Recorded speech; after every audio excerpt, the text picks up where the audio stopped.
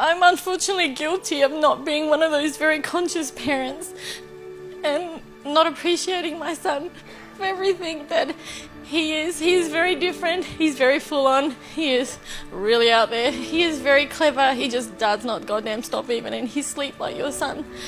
And I don't know how to deal with that shit sometimes, and I just lose it. And we were talking last night about how we speak to our son.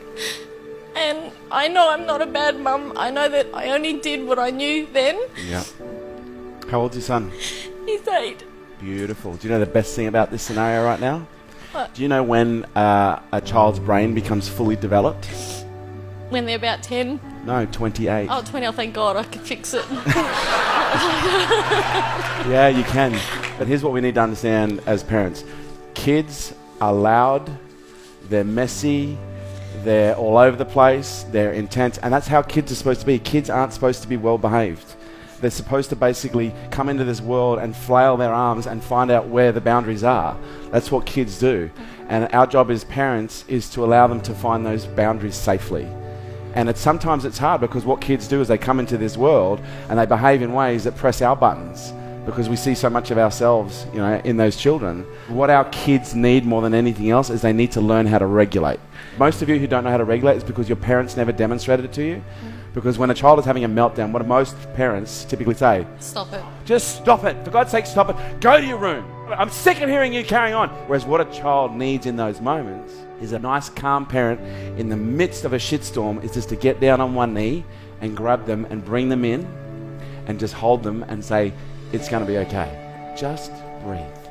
Just breathe. A child can feel the quality of your presence. And if you're just being with a child, but you're not present with a child, they will literally behave in all sorts of abstract ways because all they want is to feel your presence. Because every time you get pissed off, they may not get the form of presence that they want, but they get the energy. They get the connection. It might be a fit of rage, it creates more pain, but there's a part of them that goes, finally, I'm connected. We need to understand when a child is upset, they just need to be shown how to regulate. And you've got another 20 years to work it out. And he'll push every button on the way, don't you worry. He goes, I'll keep pushing your mum. And I went, oh, fine. Yeah? But that's their job. Their job is to make us strong, okay? Their job is to teach us. They're the greatest teachers you've ever had. Thank you. Thank you for sharing. 1, 2, 3. Honestly, this is my legacy. And there would be no greater gesture that you can do than to hand this down to the next generation. Show your kids how to regulate and demonstrate to them what calm looks like in the midst of a storm. But I do think parents need to understand the responsibility that is involved with bringing up a child. You've got to ask yourself the question, what kind of a world are we trying to create here? The more you work on your personal issues, the less chance you have of transferring it onto them, and them having to deal with it. Pass down wisdom, not wounds.